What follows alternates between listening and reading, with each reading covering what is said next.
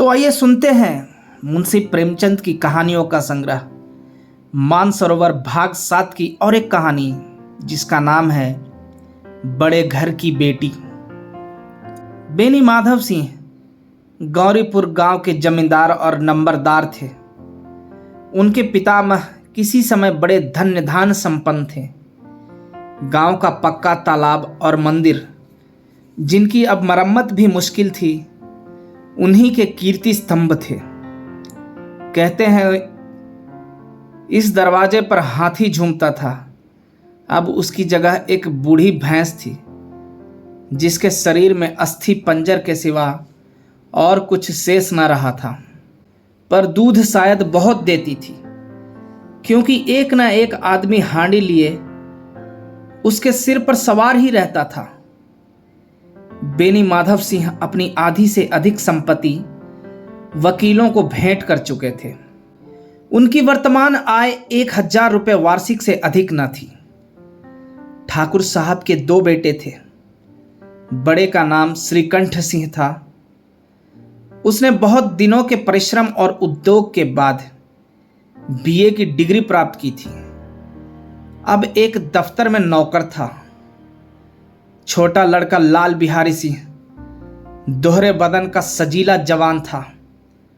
भरा हुआ मुखड़ा, चौड़ी छाती, भैंस का 2 सेर ताजा दूध वह उठकर सवेरे पी जाता था।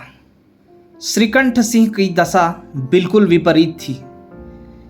इन नेत्र प्रिय गुणों को उन्होंने बीए इन्हीं 2 अक्षरों पर न्यौछावर कर दिया था। इन 2 अक्षरों के उनके शरीर को निर्बल और चेहरे को कांतिहीन बना दिया था। इसी से वैदिक ग्रंथों पर उनका विशेष प्रेम था। आयुर्वेदिक औषधियों पर उनका अधिक विश्वास था। शाम सवेरे उनके कमरे से प्रायः खरल की सुरीली कर्ण मधुर ध्वनि सुनाई दिया करती थी। लाहौर और कलकत्ते के वैद्यों से बड़ी लिखा पढ़ी रहती थी। श्रीकंठ इस अंग्रेजी डिग्री के अधिपति होने पर भी अंग्रेजी सामाजिक प्रथाओं के विशेष प्रेमी न थे, बल्कि वह बहुधा बड़े जोर से उसकी निंदा और तिरस्कार किया करते थे। इसी से गांव में उनका बड़ा सम्मान था। दशहरे के दिनों में वह बड़े उत्साह से रामलीला होते और स्वयं किसी न किसी पात्र का पाठ लेते थे। गौरीपुर में रामलीला के वही जन्मदाता थे। प्राचीन हिंदू सभ्यता का गुणगान उनकी धार्मिकता का प्रधान अंग था। सम्मिलित कुटुंब के तो वह एकमात्र उपासक थे। आजकल स्त्रियों को कुटुंब में मिलजुल कर रहने की जो अरुचि होती है, उसे वह जाति और देश दोनों के लिए हानिकारक समझते थे। यही कारण था कि गांव की ललनाएं उनकी निंदक थी। कोई तो उन्हें अपना शत्रु समझने में भी संकोच न करती थी। स्वयं उनकी पत्नी को ही इस विषय में उनसे विरोध था। यह इसलिए नहीं कि उसे अपने सास ससुर, देवर या जेठ आदि से घृणा थी, बल्कि उसका विचार था कि यदि बहुत कुछ सहने और तरह देने पर भी परिवार के साथ निर्वाह न हो सके, तो आए दिन की कलह से जीवन को नष्ट करने की अपेक्षा यही उत्तम है कि अपनी खिचड़ी अलग पकाई जाए। आनंदी एक बड़े उच्च कुल की लड़की थी। उसके बाप एक छोटी सी रियासत के तालुकेदार थे। विशाल भवन, 1 हाथी, 3 कुत्ते, बाज, बहरी सिकरे, झाड़ फानुस, ऑनरेरी मजिस्ट्रेट और रिन, जो एक प्रतिष्ठित तालुकेदार के भोग्य पदार्थ हैं, सभी यहाँ विद्यमान थे। नाम था भूप सिंह। बड़े उदार चित्त और प्रतिभाशाली पुरुष थे, पर दुर्भाग्य से लड़का एक भी न था। 7 लड़कियां हुई और दैव योग से सब की सब जीवित रही। पहली उमंग में तो उन्होंने 3 ब्याह दिल खोल कर किए, पर 15-20 हजार रुपयों का कर्ज सिर पर हो गया तो आंखें खुली, हाथ समेट लिया। आनंदी चौथी लड़की थी। वह अपनी सब बहनों से अधिक रूपवती और गुणवती थी। इससे ठाकुर भूप सिंह उसे बहुत प्यार करते थे। सुंदर संतान को कदाचित उसके माता पिता भी अधिक चाहते हैं। ठाकुर साहब बड़े धर्म संकट में थे कि इसका विवाह कहाँ करें।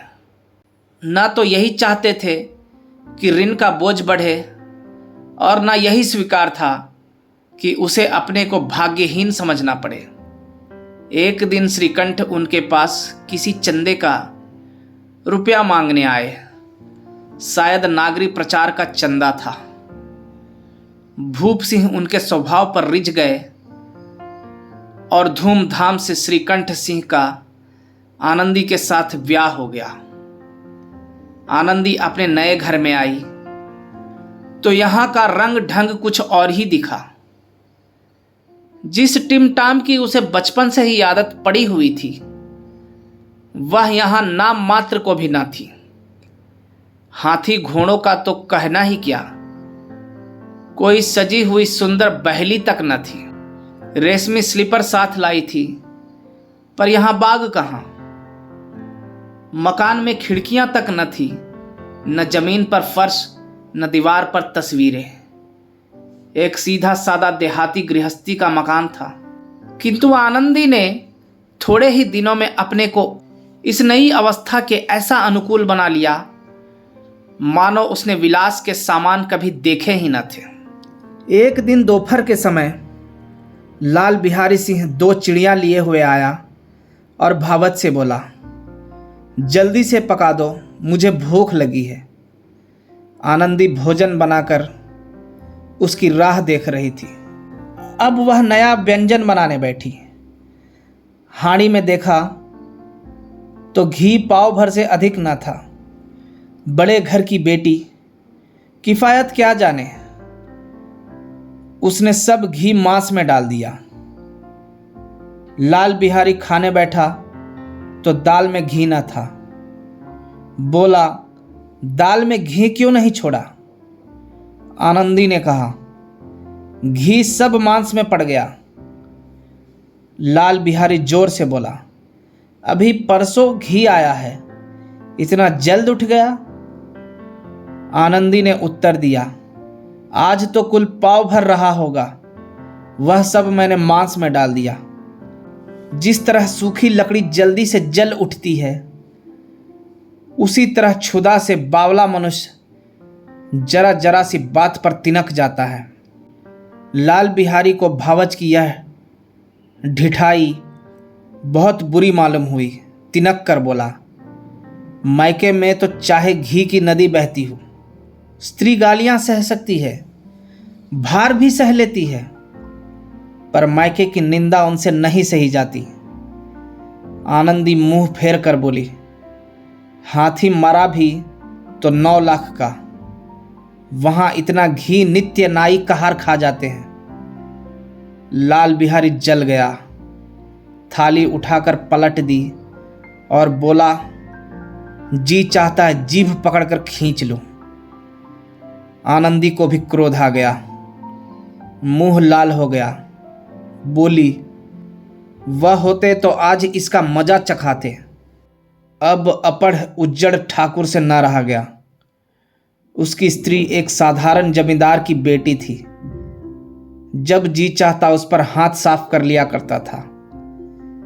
खड़ा उठाकर आनंदी की ओर जोर से फेंकी और बोला, जिसके गुमान पर भूली हुई हो उसे भी देखूंगा और तुम्हें भी। आनंदी ने हाथ से खड़ाव रोकी। सिर बच गया, पर उंगली में बड़ी चोट आई। क्रोध के मारे हवा से हिलते पत्ते की भांति कांपती हुई अपने कमरे में आकर खड़ी हो गई। स्त्री का बल और साहस, मान और मर्यादा पति तक है। उसे अपने पति के ही बल और पुरुषत्व का घमंड होता है। आनंदी खून का घूंट पीकर रह गई। श्रीकंठ सिंह शनिवार को घर आया करते थे। बृहस्पति को यह घटना हुई थी। 2 दिन तक आनंदी कोप भवन में रही। न कुछ खाया न पिया, उनकी बाट देखती रही।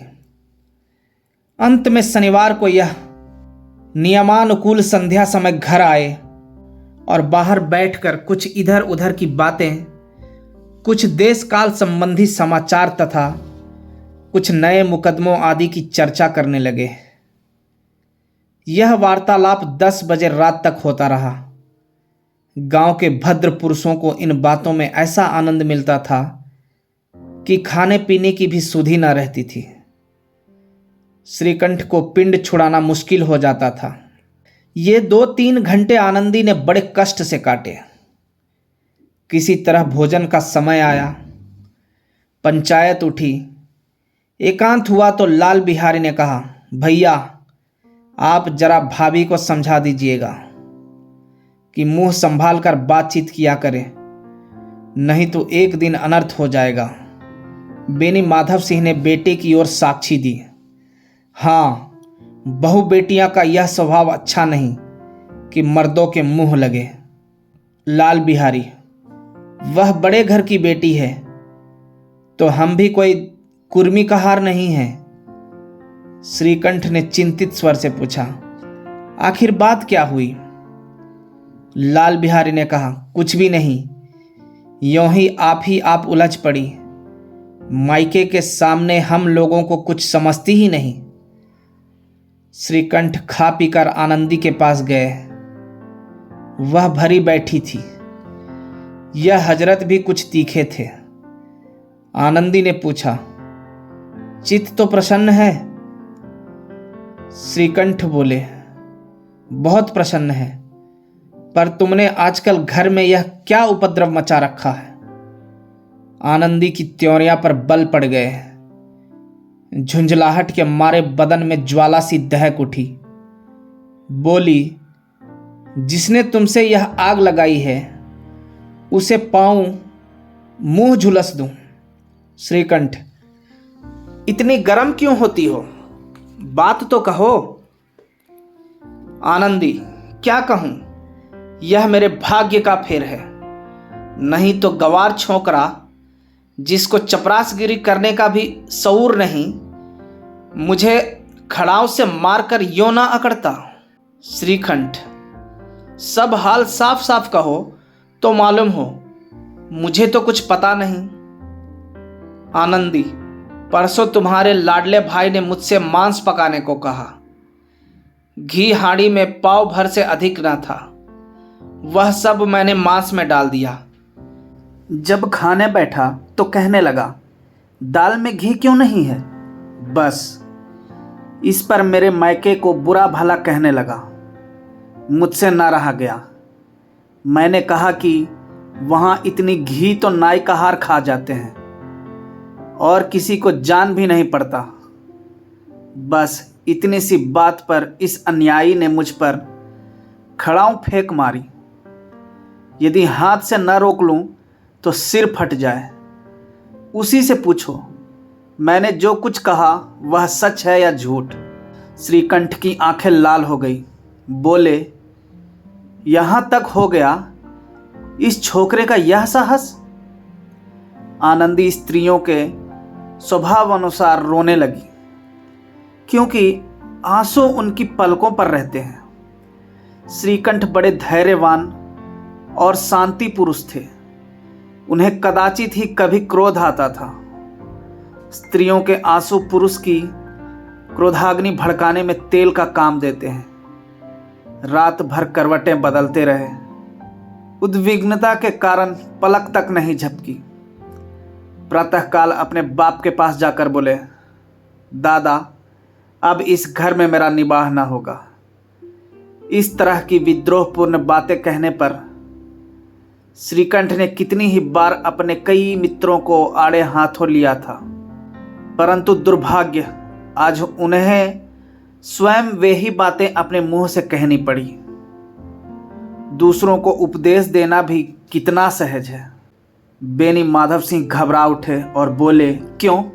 श्रीकंठ, इसलिए कि मुझे भी अपनी मान प्रतिष्ठा का कुछ विचार है। आपके घर में अब अन्याय और हठ का प्रकोप हो रहा है। जिनको बड़ों का आदर सम्मान करना चाहिए वे उनके सिर चढ़ते हैं। मैं दूसरे का नौकर ठहरा, घर पर रहता नहीं। यहाँ मेरे पीछे स्त्रियों पर खड़ाऊ और जूतों की बौछारें होती हैं। कड़ी बात तक चिंता नहीं, कोई एक की दो कह ले, वहां तक मैं सह सकता हूं, किंतु यह कदापि नहीं हो सकता कि मेरे ऊपर लात घूंसे पड़े और मैं दम ना मारूं। बेनी माधव सिंह कुछ जवाब ना दे सके। श्रीकंठ सदैव उनका आदर करते थे। उनके ऐसे तेवर देखकर बूढ़ा ठाकुर अवाक रह गया। केवल इतना ही बोला, बेटा तुम बुद्धिमान होकर ऐसी बातें करते हो? स्त्रियां इस तरह घर का नाश कर देती है, उनको बहुत सिर चढ़ाना अच्छा नहीं। श्रीकंठ, इतना मैं जानता हूं, आपके आशीर्वाद से ऐसा मूर्ख नहीं हूं। आप स्वयं जानते हैं कि मेरे ही समझाने बुझाने से इसी गांव में कई घर संभल गए, पर जिस स्त्री की मान प्रतिष्ठा का ईश्वर के दरबार में उत्तरदाता हूं, उसके प्रति ऐसा घोर अन्याय और पशुवत व्यवहार मुझे असह्य है। आप सच कहिए, मेरे लिए यही कुछ कम नहीं है कि लाल बिहारी को कुछ दंड नहीं देता? अब बेनी माधव सिंह भी गरमाए, ऐसी बातें और ना सुन सके। बोले, लाल बिहारी तुम्हारा भाई है, उससे जब कभी भूल चूक हो उसके कान पकड़ो। लेकिन श्रीकंठ, लाल बिहारी को मैं अब अपना भाई नहीं समझता। बेनी माधव सिंह, स्त्री के पीछे? श्रीकंठ, जी नहीं, उसकी क्रूरता और अविवेक के कारण। दोनों कुछ देर चुप रहे। ठाकुर साहब लड़के का क्रोध शांत करना चाहते थे, लेकिन यह नहीं स्वीकार करना चाहते थे कि लाल बिहारी ने कोई अनुचित काम किया है। इसी बीच में गांव के और कई सज्जन हुक्के चिलम के बहाने वहां आ बैठे। कई स्त्रियों ने जब यह सुना कि श्रीकंठ पत्नी के पीछे पिता से लड़ने को तैयार है तो उन्हें बड़ा हर्ष हुआ। दोनों पक्षों की मधुर वानियां सुनने के लिए उनकी आत्माएं तिलमिलाने लगी। गांव में कुछ ऐसे कुटिल मनुष्य भी थे जो इस कुल की नीतिपूर्ण गति पर मन ही मन जलते थे। वे कहा करते थे, श्रीकंठ अपने बाप से दबता है, इसीलिए वह दब्बू है। उसने विद्या पढ़ी, इसलिए वह किताबों का कीड़ा है। बेनी माधव सिंह उसकी सलाह के बिना कोई काम नहीं करते। यह उनकी मूर्खता है। इन महानुभावों की शुभकामनाएं आज पूरी होती दिखाई दी। कोई हुक्का पीने के बहाने और कोई लगान की रसीद दिखाने आकर बैठ गया। बेनी माधव सिंह पुराने आदमी थे, इन भावों को ताड़ गए। उन्होंने निश्चय किया, चाहे कुछ ही क्यों ना हो, इन द्रोहियों को ताली बजाने का अवसर ना दूंगा। तुरंत कोमल शब्दों में बोले, बेटा मैं तुमसे बाहर नहीं हूं, तुम्हारा जो जी चाहे करो। अब तो लड़के से अपराध हो गया। इलाहाबाद का अनुभव रहित झल्लाया हुआ ग्रेजुएट इस बात को न समझ सका। उसे डिबेटिंग क्लब में अपनी बात पर अड़ने की आदत थी। इन हथकंडों की उसे क्या खबर। बाप ने जिस मतलब से बात पलटी थी वह उसकी समझ में ना आया। बोला, लाल बिहारी के साथ अब इस घर में नहीं रह सकता। बेनी माधव, बेटा बुद्धिमान लोग मूर्खों की बात पर ध्यान नहीं देते। वह बेसमझ लड़का है, उससे जो कुछ भूल हुई उसे तुम बड़े होकर क्षमा करो। श्रीकंठ, उसकी इस दुष्टता को मैं कदापि नहीं सह सकता। या तो वही घर में रहेगा या मैं ही।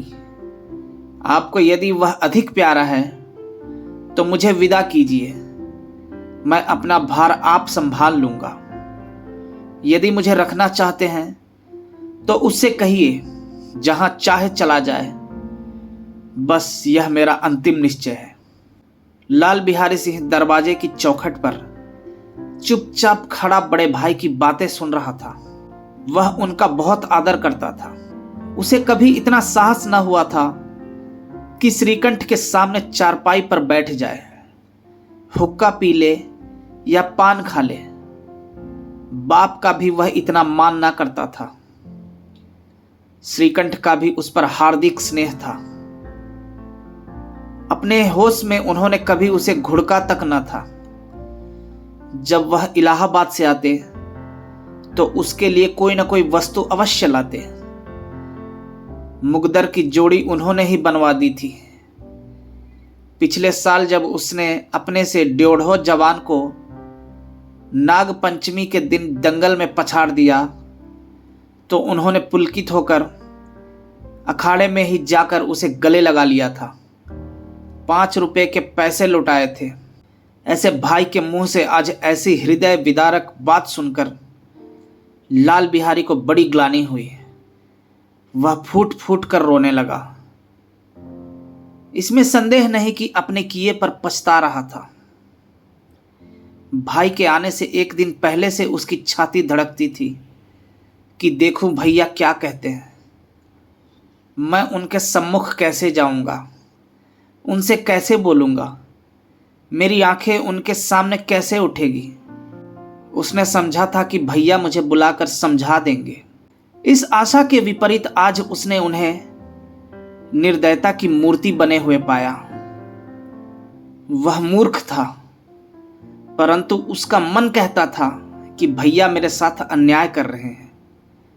यदि श्रीकंठ उसे अकेले में बुलाकर 2-4 बातें कह देते, इतना ही नहीं 2-4 तमाचे भी लगा देते, तो कदाचित उसे इतना दुख ना होता। पर भाई का यह कहना कि अब मैं इसकी सूरत नहीं देखना चाहता, लाल बिहारी से सहा ना गया। वह रोता हुआ घर आया, कोठरी में जाकर कपड़े पहने, आंखें पोंछी, जिसमें कोई यह ना समझे कि रोता था। तब आनंदी के द्वार पर आकर बोला, भाभी, भैया ने निश्चय किया है कि वह मेरे साथ इस घर में ना रहेंगे। अब वह मेरा मुंह नहीं देखना चाहते, इसलिए अब मैं जाता हूं। उन्हें फिर मुंह ना दिखाऊंगा। मुझसे जो कुछ अपराध हुआ उसे क्षमा करना। यह कहते कहते लाल बिहारी का गला भर आया। जिस समय लाल बिहारी सिंह सिर झुकाए आनंदी के द्वार पर खड़ा था, उसी समय श्रीकंठ सिंह भी आंखें लाल किए बाहर से आए। भाई को खड़ा देखा तो घृणा से आंखें फेर ली और कतरा कर निकल गए, मानो उसकी परछाई से दूर भागते हो। आनंदी ने लाल बिहारी की शिकायत तो की थी, लेकिन अब मन में पछता रही थी। वह स्वभाव से ही दयावती थी। उसे इसका तनिक भी ध्यान न था कि बात इतनी बढ़ जाएगी। वह मन में अपने पति पर झुंझला रही थी कि यह इतने गर्म क्यों होते हैं। उस पर यह भय भी लगा हुआ था कि कहीं मुझसे इलाहाबाद चलने को कहे तो कैसे क्या करूंगी। इस बीच में जब उसने लाल बिहारी को दरवाजे पर खड़े यह कहते सुना कि अब मैं जाता हूं, मुझसे जो कुछ अपराध हुआ क्षमा करना, तो उसका रहा सहा क्रोध भी पानी हो गया। वह रोने लगी। मन का मैल धोने के लिए नयन जल से उपयुक्त और कोई वस्तु नहीं है। श्रीकंठ को देखकर आनंदी ने कहा, लाला बाहर खड़े बहुत रो रहे हैं। श्रीकंठ, तो मैं क्या करूं? आनंदी, भीतर बुला लो। मेरी जीभ में आग लगे, मैंने कहां से यह झगड़ा उठाया। श्रीकंठ, मैं न बुलाऊंगा। आनंदी, पछताओगे, उन्हें बहुत ग्लानि हो गई है, ऐसा ना हो कहीं चल दे। श्रीकंठ ना उठे। इतने में लाल बिहारी ने फिर कहा, भाभी, भैया से मेरा प्रणाम कह दो। वह मेरा मुंह नहीं देखना चाहते, इसलिए मैं भी अपना मुंह उन्हें न दिखाऊंगा। लाल बिहारी इतना कहकर लौट पड़ा और शीघ्रता से दरवाजे की ओर बढ़ा। अंत में आनंदी कमरे से निकली और उसका हाथ पकड़ लिया। लाल बिहारी ने पीछे फिर कर देखा और आंखों में आंसू भरे बोला, मुझे जाने दो। आनंदी, कहाँ जाते हो? लाल बिहारी, जहां कोई मेरा मुंह ना देखे। आनंदी, मैं ना जाने दूंगी। लाल बिहारी, मैं तुम लोगों के साथ रहने योग्य नहीं हूं। आनंदी, तुम्हें मेरी सौगंध, अब एक पग भी आगे ना बढ़ाना। लाल बिहारी, जब तक मुझे यह ना मालूम हो जाए कि भैया का मन मेरी तरफ से साफ हो गया, तब तक मैं इस घर में कदापि ना रहूंगा। आनंदी, मैं ईश्वर को साक्षी देकर कहती हूं कि तुम्हारी ओर से मेरे मन में तनिक भी मैल नहीं है। अब श्रीकंठ का हृदय भी पिघला। उन्होंने बाहर आकर लाल बिहारी को गले लगा लिया। दोनों भाई खूब फूट फूट कर रोए। लाल बिहारी ने सिसकते हुए कहा, भैया, अब कभी मत कहना कि तुम्हारा मुंह ना देखूंगा। इसके सिवा अब जो दंड देंगे मैं सहर्ष स्वीकार करूंगा। श्रीकंठ ने कांपते हुए स्वर में कहा, लल्लू, इन बातों को बिल्कुल भूल जाओ। ईश्वर चाहेगा तो फिर ऐसा अवसर ना आवेगा। बेनी माधव सिंह बाहर से आ रहे थे। दोनों भाइयों को गले मिलते देखकर आनंद से पुलकित हो गए। बोल उठे, बड़े घर की बेटियां ऐसी ही होती हैं, बिगड़ता हुआ काम बना लेती है। गांव में जिसने यह वृत्तांत सुना, उसी ने इन शब्दों में आनंदी की उदारता को सराहा। बड़े घर की बेटियां ऐसी ही होती हैं। धन्यवाद।